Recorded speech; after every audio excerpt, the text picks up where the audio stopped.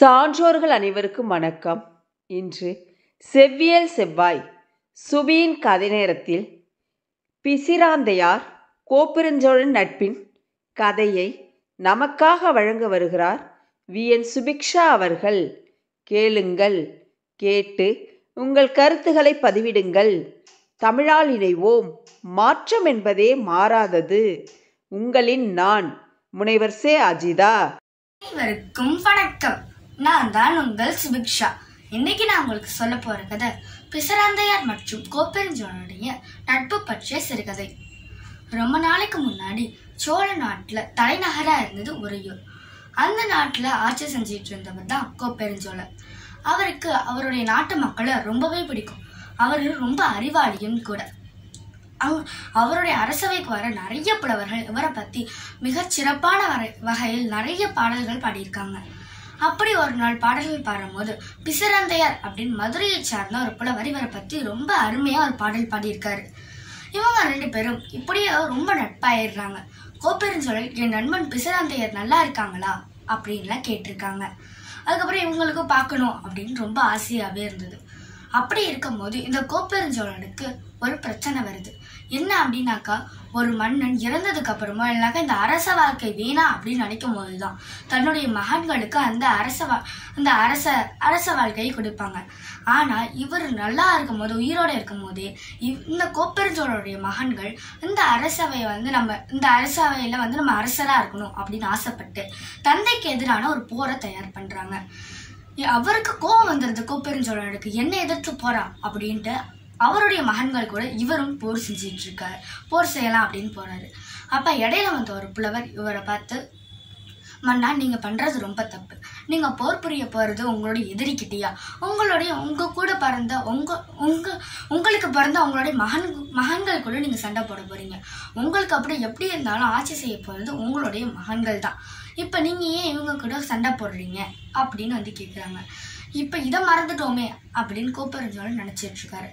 அப்ப என்ன பண்றது அப்படின்னு தெரியாம வடக்கு இருந்து இறந்துடலாம் அப்படின்னு ஒரு நினைக்கிறாரு.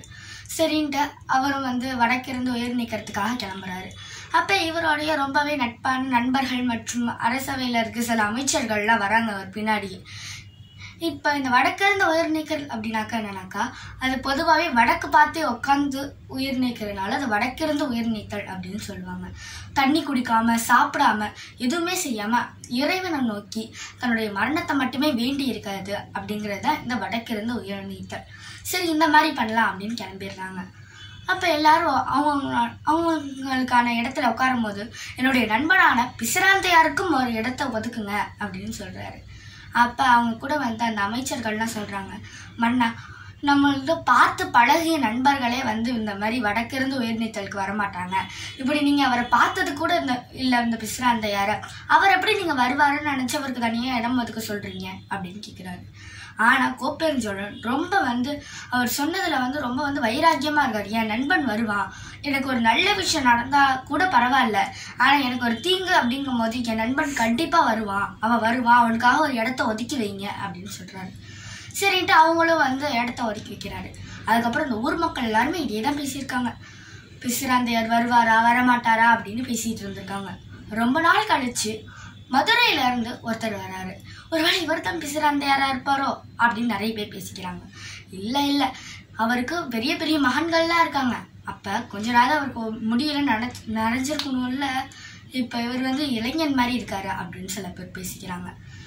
இந்த கோப்பெருஞ்சோழன் எங்க இருந்து வடக்கிருந்து உயிர் நீக்கிறார் அப்படின்னு கேக்குறாங்க. உடனே அவங்களும் வழியை சொல்றாங்க. அங்க போய் கோப்பெருஞ்சோழன் முன்னாடி போய் நின்று, நண்பா, நான் தான் பிசிராந்தையார் அப்படின்னு சொல்றாங்க. அவர் கண்ணுல இருந்து தாரத்தாரையா கண்ணீர் வடியுது. கோப்பெருஞ்சோழனுடைய கண்ணுல இருந்து அவரை சுத்தி இருந்த எல்லாருக்கும் கண்ணுல இருந்து கண்ணீர் வடியுது. அப்ப இவ்வளவு நேரமா ஒன்னும் பேசாத அந்த மக்கள் இவரை பார்த்து கேக்குறாங்க. பிசிராந்தையாரை பார்த்து கேக்குறாங்க, உங்களுக்கு பெரிய பெரிய மகன்கள் இருக்கிறதாக நாங்க கேள்விப்பட்டோமே, அப்படி இருந்திருந்தாக்கா உங்க தலையில இருக்க பாதி முடியாவது நிறைச்சிருக்குமே, நீங்க எப்படி இளைஞன் மாதிரி இருக்கீங்க அப்படின்னு கேக்குறாங்க. அப்ப அவர் சிரிச்சுக்கிட்டே பதில் சொல்றாரு, என் மனைவி, எனக்கு என்ன கஷ்டம், என் மனைவி ரொம்ப நல்லவர், என்னுடைய பையங்களும் நான் சொன்னதை கேட்டுட்டு இருப்பாங்க, அதனால எனக்கு ஒரு பிரச்சனையும் இல்லை, அதனாலதான் நான் இன்னும் வயதானவரா தெரியல அப்படின்னு சொல்றாங்க. உடனே தன்னுடைய நண்பனுக்காக அவரும் அவருடைய இடம் எங்க அப்படின்னு கேட்டாங்க உட்காந்து. இவருக்காக அவரும் வடக்கிருந்து உயிர் நிற்கிறாரு. அடுத்த வாரம் இதே மாதிரி ஒரு அழகான கதையுடன் சந்திப்போம். நன்றி, வணக்கம்.